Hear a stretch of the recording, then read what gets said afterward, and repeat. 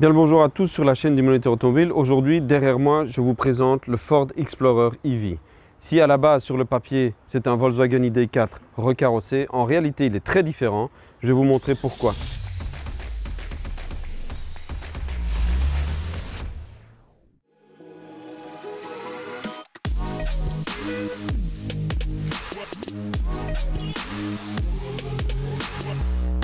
Tout d'abord, sur le plan visuel, clairement, ça n'est pas un Volkswagen. Ça, on l'aura tous compris. Il y a la signature lumineuse, typique de Ford ici, qui me fait penser au Ford F-150 ou au Ranger sans les copier. Il y a le logo, on ne peut pas le manquer. La fausse calandre ici, bien massive et assez carrée. On notera l'aspect ici avec cette garniture en pseudo-alu. C'est du plastoc, mais c'est pas grave. Qui élargit visuellement la voiture et qui lui fait en même temps un petit sourire, un côté sympathique, c'est pas mal.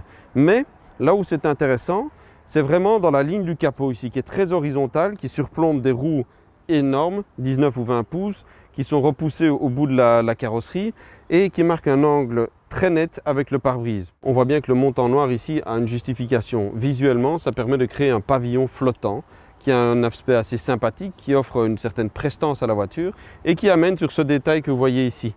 Ce détail, selon moi, est le plus intéressant au niveau du style parce qu'il rappelle le montancier du Ford Explorer PHEV, le modèle américain énorme Castar, qui lui a cette partie-ci en couleur carrosserie. Ici, ce n'est pas le cas. Mais visuellement, ça le rappelle puisqu'il y a également le petit décrochage ici. Clairement, on a affaire ici à un modèle qui a un look assez classique. Vous voyez, les flancs sont lisses. Les passages de roues sont quand même travaillés, mais seuls les détails font une différence sans en faire trop. Avec 4,46 m de long, 1,87 m de large sans les rétroviseurs et 1,63 m de haut, on peut encore parler d'un SUV compact, mais qui n'en a pas moins une vocation familiale. Le coffre peut aller jusqu'à 1460 litres. Il possède bien entendu un double fond pour pouvoir ranger les câbles éventuellement là. Ici, ils sont mis là, c'est plus pratique. Mais surtout, il y a une belle habitabilité dedans. Je vous montre ça, c'est vraiment impressionnant. À l'arrière, il n'a beau faire que 4,46 m, l'habitabilité est plutôt royale. Là, le siège est réglé pour moi, je fais 1,78 m et je suis un petit peu en surpoids, on va dire. Et pourtant, quand je m'assieds derrière moi, concrètement, j'ai beaucoup de place. On peut voir qu'il y a encore de la place pour les genoux. Chose importante, le siège ici est réglé au plus bas et malgré ça, je peux encore mettre mes pieds en dessous. Ce n'est pas toujours le cas avec les véhicules électriques, c'est quand même assez pratique. La banquette est bien dessinée. Malgré le plancher haut, on n'a pas les genoux trop hauts justement, donc ce n'est pas désagréable. J'ai testé tout à l'heure en me faisant conduire sur plus de 50 km. Il n'y a vraiment aucun problème, donc c'est vraiment super chouette. À l'arrière, on a des ports USB-C pour les tablettes, les smartphones, c'est toujours bien pour les enfants. La climatisation. La garde au toit n'est pas mal. Maintenant, quelqu'un qui mesure 1,90 m, 1,95 m aura peut-être plus de difficultés. Cela dit, on gagne quand même de l'espace grâce au grand toit panoramique. Mais de manière générale, on peut dire que l'espace à bord est plutôt intéressant et pratique. La finition n'est pas top, c'est plutôt plastoc. Maintenant, on ne peut pas tout avoir, ça reste quand même un modèle généraliste. Et on connaît certains modèles premium qui ne font pas beaucoup mieux. Donc, sympa, mais surtout, quel espace pour une si petite voiture dans l'absolu. Sur le plan technique, bien entendu, en dessous de cette carrosserie à la personnalité beaucoup plus forte que sur un Volkswagen ID.4, on retrouve la plateforme MEB de Volkswagen. C'est donc une propulsion lorsqu'elle est 2 roues motrices et possibilité d'avoir une 4 roues motrices comme c'est le cas ici. Dans un premier temps, Ford ne va proposer en Belgique que la version propulsion 286 chevaux et la version 4 roues motrices de 340 chevaux. Plus tard, une version de 170 chevaux, toujours propulsion, sera proposée avec une batterie plus petite. Dans le cas de ce modèle-ci, celui que nous avons essayé, la 4 roues motrices 340 chevaux, la batterie fait 79 kWh de capacité. Elle peut recharger en recharge rapide jusqu'à 185 kW, ce qui permet de récupérer de 10 à 80% en 26 minutes environ, ou alors en courant alternatif, et alors là on est limité à 11 kW sur du triphasé. Sur le plan des performances, avec 340 chevaux, 4 roues motrices, mais 2,2 tonnes environ à bouger, on n'est pas dans un modèle hyper sportif. C'est performant, c'est dynamique.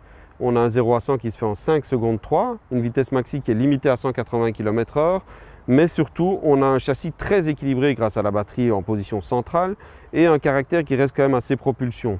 Seul petit bémol, le châssis prend quand même un peu de roulis, donc on ne va pas pouvoir rouler de façon très sportive avec.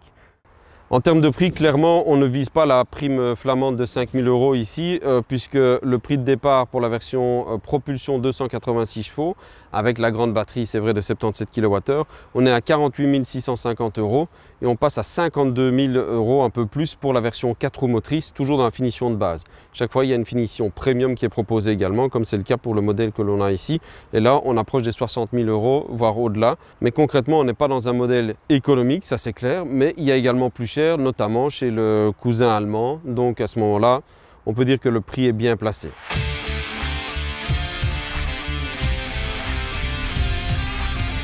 Nous voici donc à bord de la Ford Explorer ou du Ford Explorer EV. Vous constaterez qu'il y a toujours un petit bouton aussi. Moi je trouve ça toujours sympathique d'avoir un bouton qui permet de démarrer ou éteindre la voiture. Et donc je vous emmène pour conduire un petit peu ce nouveau modèle électrique qui, je le rappelle, donc reprend la base MEB du groupe Volkswagen, mais vraiment remise à la sauce de Ford, et on va vite constater que les changements sont manifestes. Bon, maintenant, assez de blabla, on a parlé de l'habitacle, tout ça, on est d'accord, ce sont des détails, les goûts et les couleurs, on en reparlera. Parlons maintenant des choses importantes. Est-ce que ce Ford Explorer EV est une vraie Ford ou une VW déguisée? Voilà une petite route qui tourne, on va voir ça un petit peu ensemble.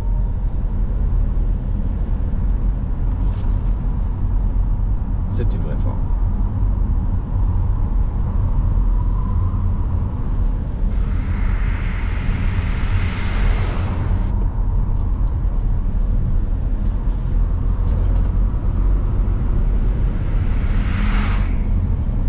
On va se calmer un petit peu.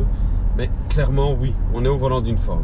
Alors le comportement, intrinsèquement, la base est bonne, hein. La base MEB, typée propulsion, est excellente au départ. Mais Ford a réussi à mettre sa petite touche, que ce soit dans le maintien de caisse, dans la précision et l'incisivité du train avant. On a vraiment quelque chose qui est très agréable à emmener. On peut se faire plaisir avec cette voiture, on a envie de jouer avec. Et quelque chose me dit que la version propulsion, ici on est dans la version 4 roues motrices, est encore plus amusante. On a beaucoup moins de poids dessus et forcément ça rend le train avant encore plus précis, encore plus joueur. Si les 4 roues motrices ne vous sont pas indispensables pour des raisons de sécurité ou parce que vous roulez régulièrement sur des chemins de terre et ce genre de choses là, prenez la propulsion, vous économiserez de l'argent et vous gagnerez du plaisir. Et ça, de nos jours, ça n'a peut-être pas de prix.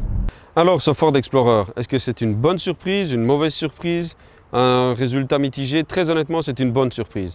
La base a beau provenir de chez Volkswagen, on n'est pas dans un énième clone de la galaxie allemande. On est clairement avec une Ford, avec un agrément de conduite digne de Ford, un style Ford et un aménagement intérieur qui est vraiment avec la personnalité Ford. Donc sur ce plan-là, c'est réussi. Il y a certaines choses qui demanderont confirmation ou vérification lors d'un essai plus approfondi sur nos routes et nos bases habituelles. Mais pour un premier essai ici, c'était plutôt pas mal du tout. Pour le reste, je vous donne rendez-vous sur Moniteur Automobile. N'oubliez pas d'activer les notifications après vous être abonné. À bientôt!